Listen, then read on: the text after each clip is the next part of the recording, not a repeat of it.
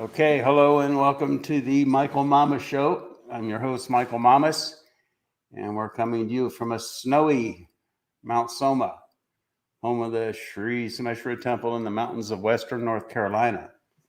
Uh, I get up early and I meditate. It's just my routine from ashram days. And I noticed they were predicting a lot of snow at 3 in the morning. There was basically nothing, just a minimal dusting. And then around 3:30 it started, and now we have tons of snow. But it's fun to watch it come in. Anyway, today's podcast is the 2022 Pandora's box explosion. What do we mean by that? I was on Scotty. How you doing? I'm good. Good. Yeah. Scotty and I were on the phone talking about this upcoming podcast. And we started going through a lot of the current events. We were just talking, and it's just unbelievable. I mean, it's like just crazy. I mean, so many things, and COVID virus, vaccine mandate. Djokovic, now I just saw in the news this morning, they're not going to let him play in the Australian Open. What else, Scotty? The border. Yeah, it's like crisis. What isn't going on? Yeah, I mean, it's unbelievable. Vaccine mandates. Iran, communist China, North Korea, Russia, Ukraine. Now Russia's talking about invading or sending military troops, that is, to Cuba and Venezuela. Inflation. And you sit there and you brainstorm them for a long time, and then you think of another one that is huge and didn't even make your list until far into the process. Right.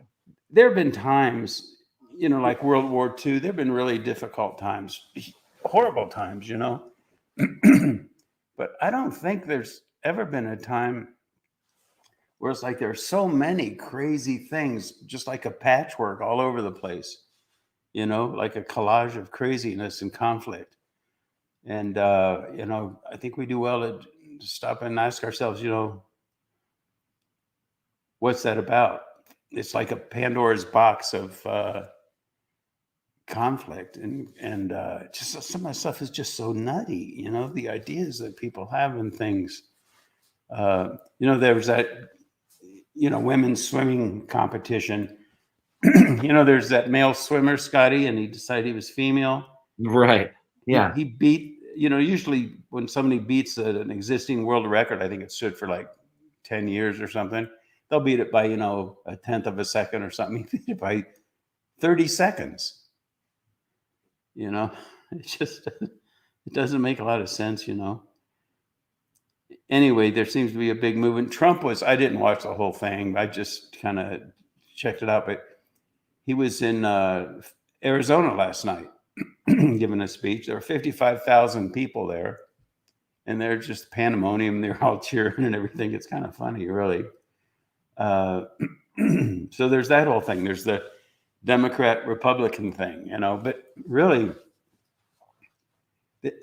even though I think at least in the United States, a lot of the focus is on, Democrats versus Republicans. It's sort of thematic to the whole thing. The Democrats want to do this about the border, the Republicans want to do that about the border, and on and on. But it's not just Democrats. It's way bigger. The whole thing is global. I mean, look what happened in Australia and the lockdowns there and everything. And even the idea that, how to treat the COVID virus. There are people that swear that ivermectin works. There are other people that are still completely down on it. And it doesn't seem to matter that in Uttar Pradesh, it worked fantastically. It goes on and on. And I really believe, and I think this is going to happen. We're going to realize that there's a whole kind of like in the what was that, in one of the Godfather movies, when Michael Corleone said, you know, our real enemy hasn't yet revealed himself, something like that. You know that? Remember that, Scotty? Right. Yeah. Well,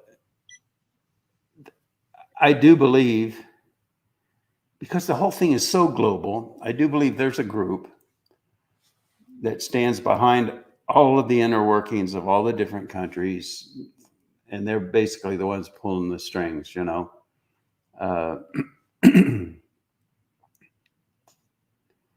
And all that's going to come to the surface. But in the meantime, what's happening is people are so easily, we're just so oriented in getting caught up in what's, you know, traditionally called a narrative or a perspective or a worldview.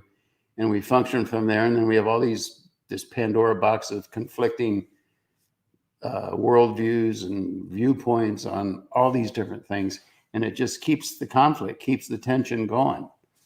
But I believe 2022 is the year it's all going to sort out. And what's going to happen? What's going to happen is that people are going to start to realize that there's something deeper. They're just coming from such a superficial place of conflict that they're not getting to the depth of any of the issues. And the only place they're going to find that is in the depth of their own being. You know, it's a maturity process. It's a process of cultivating wisdom and even just common sense, you know. And like I say, common sense is that underlying basis that is common to all people, that insight. And if people develop insight, then there's going to be much more harmony and meeting of minds, even though on the surface there'll still be contradictory perspectives, but it won't be this, you know, reckless abandon, all out loss of self. You know, I think a number of you probably know that, particularly back in high school, and that I really got into Bob Dylan, his old stuff, of course. When I'm in high school. And I always say he's the greatest poet of the 20th century, which now people are saying. I remember when I first said that and I was in high school, people chuckled, you know, which I can understand. But anyway, there's this song called My Back Pages, Bob Dylan. And he put it so well, I think. And so I called it up to read the lyrics. Went online. You can do that. Just Bob Dylan, My Back Pages lyrics. It's worth reading, I think. But then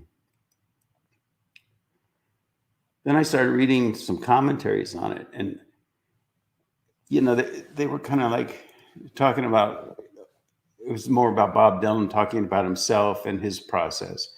But I really believe strongly that it's so much more than that.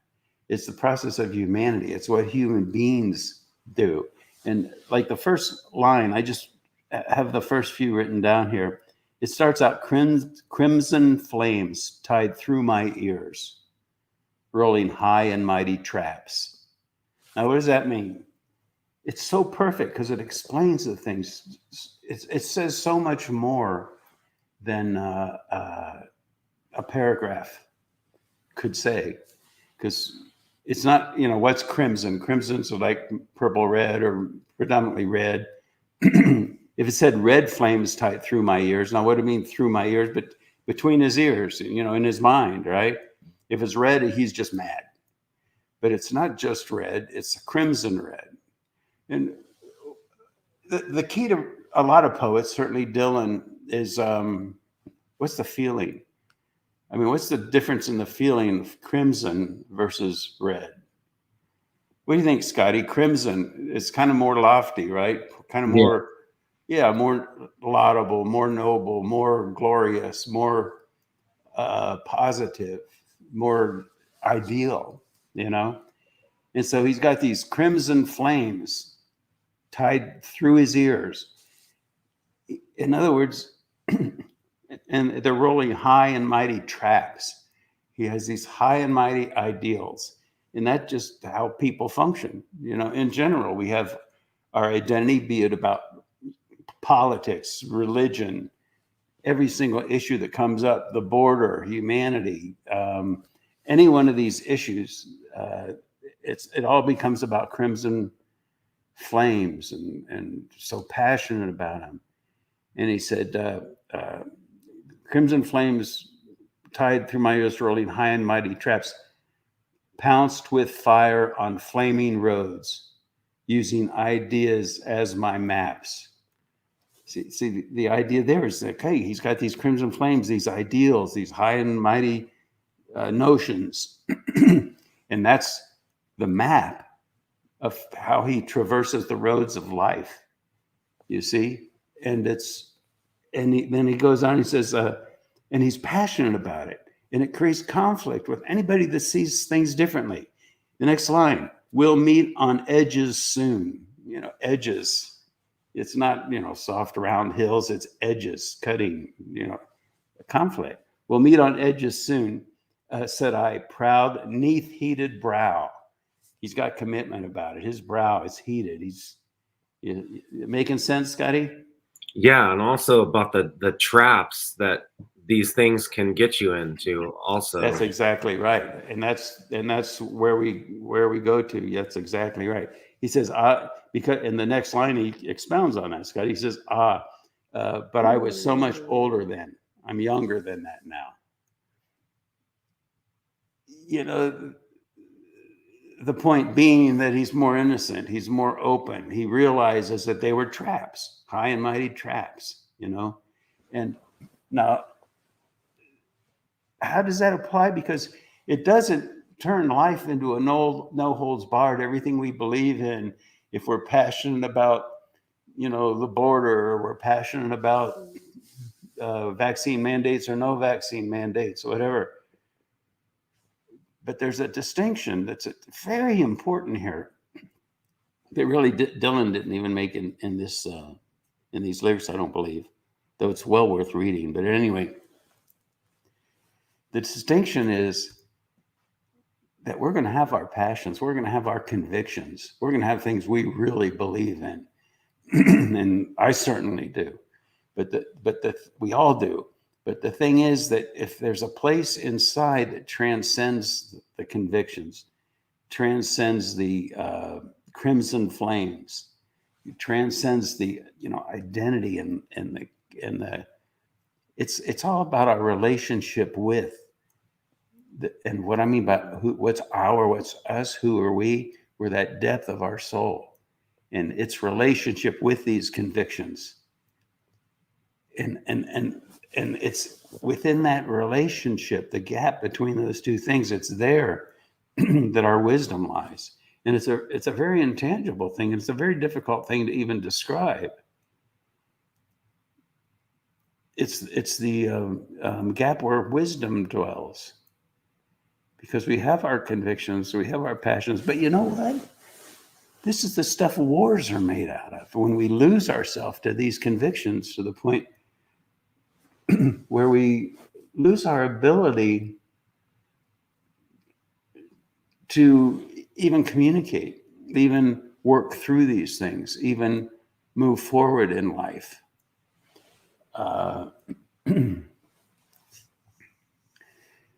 Maybe this is a good example. If this is such an important point, so maybe this is a good example.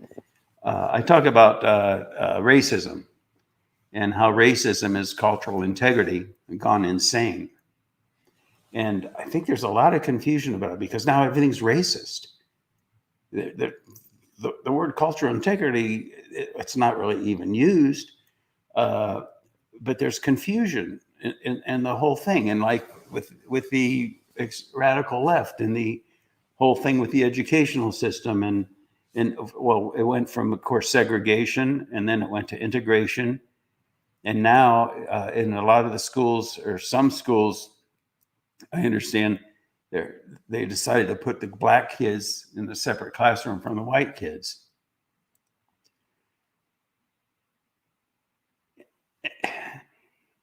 And again, what's our relationship with these things? Because on the one hand, I can see a value to that, in that the kids now they have their cultural integrity. They were racism is such a big thing that if the black kids get together and talk, maybe they can find an identity, a cultural identity, a healthy cultural identity, not one rooted in hatred and animosity and conflict, but one based in understanding and wisdom. But see, what we're talking about here, that terrain, that gap between the depth of our inner wisdom, where the only true knowing is knowing that you know nothing, which is really what Dylan was talking about here. He was so much older than he's younger than that now. So that whole Socrates, the only true knowing is knowing that you know nothing. Everything transcends these crimson flames. But at the same time, we go through life with our passions, with our convictions. Another example is this whole thing with Alec Baldwin.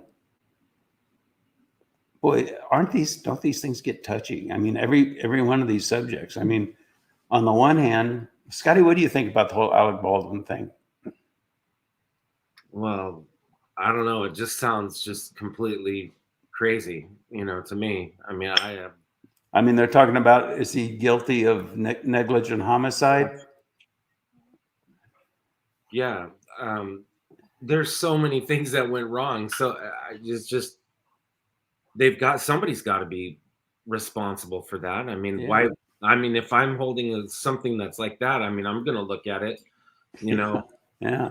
And he was the producer. And so, it all goes back to the top. He is responsible legally and everything. At the same time, he is responsible, in that sense. But at the same time, what's the punishment for that? I mean, should Alec Baldwin go to prison for decades or the rest of his life or whatever? And how do you navigate those waters? And I'm hoping that everybody who's listening is with me in that it's that gap, between the depth of our being and the surface circumstances, and finding wisdom, dealing with these things wisely. It's not so easy to do, and it can't be done with crimson flames tied through our ears, And so what's happening now, and I hope those two examples helped or made sense, because everything is like that. Vaccine mandate, border control, there's pros and cons about everything. So how do we navigate those waters? And in society today, it's like people take a stand. I think that was even a line in his lyrics somewhere, you take a stand. But how do you take a stand and not so lose yourself to the stand you're taking that you're not even seeing clearly anymore? And it just becomes a position that you've taken, and then you defend at all costs, and you've lost yourself, your deeper self, that place that senses into what is common to all humanity, underlies all humanity, that wisdom within, and move forward in a constructive way. Am I making sense there, Scotty? For sure. Yeah. And they it's not done. Even our judicial system, the way it's structured is one side has one identity, the other side has another identity, and they argue. And I don't really see the most important place to deal with all that within our judicial system. I mean, you might say the judge, but the judge is going to, favor one stand or the other. You might say the jury, but the thing is, it's not a function of, okay, I'm going to be wise. You can't decide to be wise. You can't decide to come from that place of inner wisdom, that place of paradox where you see the truth in conflict, and the truth in each side. You see, you're not lost to one or the other. It's structured in consciousness. There's that expression, knowledge, real knowledge with a capital K. It's structured in our own consciousness. And it's just so not how we've been trained to think, our approach to getting an answer has more to do with debate than it has to do with resting into ourselves and reflecting deeply and feeling that wisdom that dwells within and coming from there. You see, what's happening now? 2022. The whole thing is so crazy. Conflict here, conflict there. Every place you turn around, another conflict, another conflict, another conflict. What are we going to do here? Oh, that's terrible. That's terrible. We haven't even begun to list them all, you know. Scotty and I got started on the phone the other day, and we just couldn't stop. I mean, it was just like, you know, how about absentee voting? Who's the fascist? You know, they're both, you know.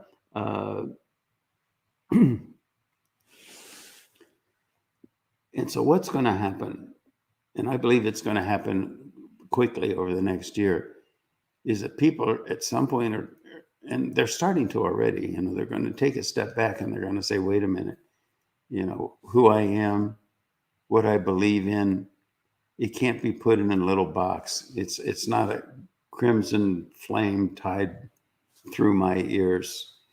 My ideas can't just become my map, you know. And that's going to be a great thing. We're going to be entering a time of wisdom. You know, I saw on the news. I lived in the Philippines for about a year back in the 80s, and back then, you know,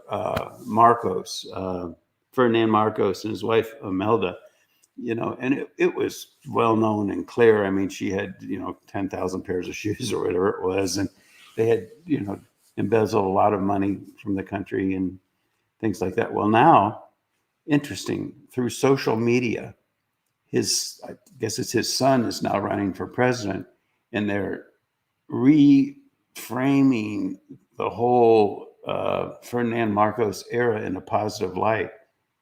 And through social media, they're convincing people in the Philippines that, you know, Ferdinand Marcos wasn't this bad guy.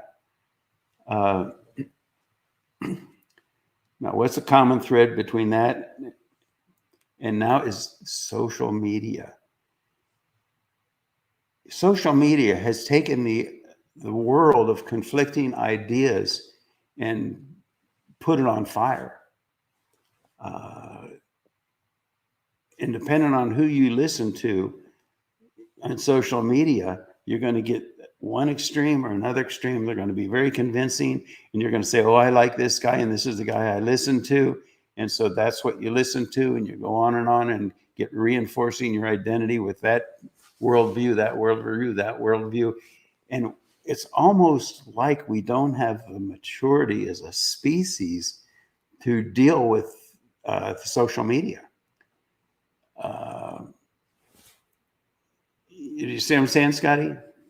Absolutely. It's like, you know, is there a man behind the curtain that's pulling all these strings, or is it a mechanic of nature that just, that's what's innate in us, you know, about how it is? I mean, you know, just how we operate. Yeah, and if you read, what was the guy's name? This is the #1 selling book in America last year, if I have that right. You know what that book was, Scotty? No. It was by a guy named Mark Levine, I think his name is, American Marxism, and he goes into depth about, you know, what's going on in America and how it's Marxism infiltrating this country. And he talks, I guess, about, I haven't read it, but I've just been told, he talks about how that's one of the big things they do to break down the current nation is to create different factions, different groups with different ideas, different identities. Antifa, Black Lives Matter,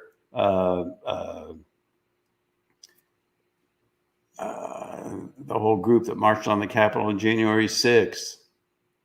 And so then what happens is it breaks things down. There is no unified feeling. And, you know, World War II, I mentioned, and how things were terrible then, but there was a unified feeling basically in the country, pretty much. Now it's all over every issue. It's like, and you go on the internet and this guy's pushing this, that guy's pushing that. People don't get along. Racism's infiltrating everything. It's all conflict, conflict, conflict. That's going to sort out. And that's a good thing. So humanity is going to mature. Their relationship with all of this and these identity with these different perspectives and all, it's sorting out. Because why? Because the absurdity of it is just right in our face. All these different news channels all arguing and disagreeing. You know, how can we come to terms? How can we find peace and harmony in that kind of world?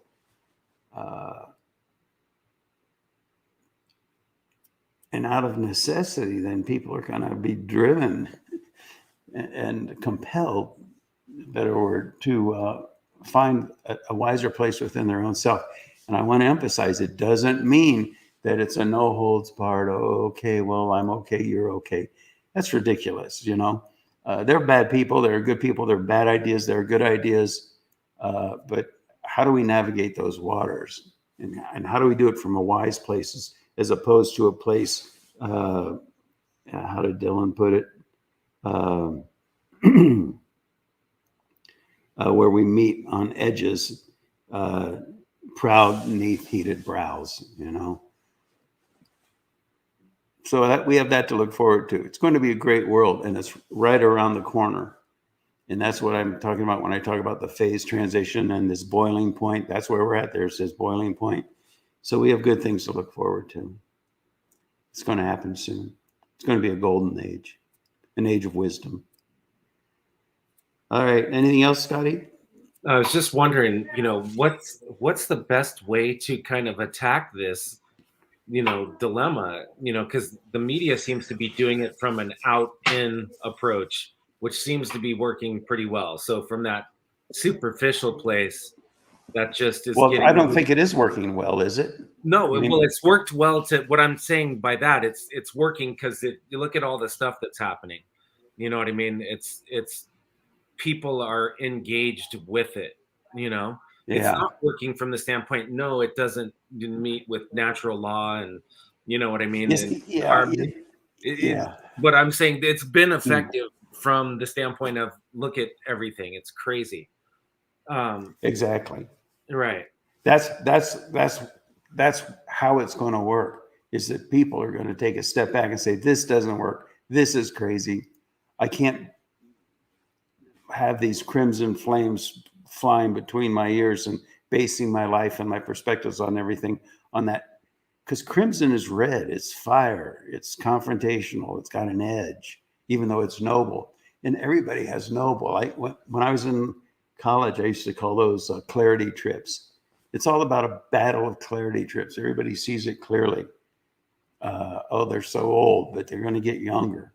They're going to get wiser. They're going to get more humble. They're going to learn. We're going to learn how, out of necessity, we're going to learn how to deal with all of these powerfully conflicting ideas in a way that moves us forward.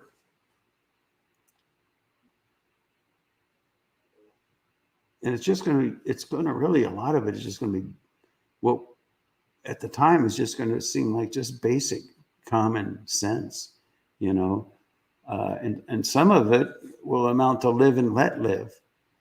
You know, you have your worldview, you have your life. Okay, fine. Don't impose it on me, and I won't impose mine on you, and just live and let live. You know, because when you think about it, I mean, even wars get created because we can't live and let live. You know, we have our idea, we have our crimson flames, our idealized notion. We push them on other people. Good boy. Good boy. Scotty? Yeah. It's just a shame that it reminds me of that Monty Python movie where the knight is standing there and they cuts his arm off and then he cuts his other arm off and then his leg. And it's like, why do we have to just continually, you know, does it take bashing, you know, your head against the wall for like whatever to finally, oh, okay, all right, I'm giving up now. All right, I can now have sense. Yeah, because when you think about it, Scotty, all the different news stations and news things, and CNN and MSNBC and Fox News and One America News and Newsmax, it's all about a perspective, and they all have their perspective. But I don't see anywhere where people are kind of approaching and working with things from this place of deeper wisdom. But still, and I want to emphasize this, still have perspective, still have conviction. And that's almost, it's difficult to explain. Again, it's that subtle area, that gap of wisdom that dwells between our inner knowing and our crimson flames of identity, uh, and how we can live that. It's like we're addicted to, as a species, we're addicted to and having an identity, having a perspective, defining things in a way. This is how I feel about that. And the only alternative that we can think of doesn't, well, it's all fine, it's love and light, I'm okay, you're okay. And that doesn't cut it either. Because we're still going to have our convictions. We're still going to have our beliefs. There is such a thing as right and wrong, you see? I hope that helps. I hope that makes sense. And I do believe it's the future. And it's a great future. And it's going to be a future of wisdom and peace and harmony between people. We're never all going to think exactly the same about all issues. You get a room full of enlightened people, they're not going to agree about everything. They're still going to have their individuality, you see. But nevertheless, there's going to be peace in the world, you see. All right. I guess that's it for now. Unless there's anything more, Scotty? No, I think that says All it all. right. Thanks for listening. I hope that was helpful.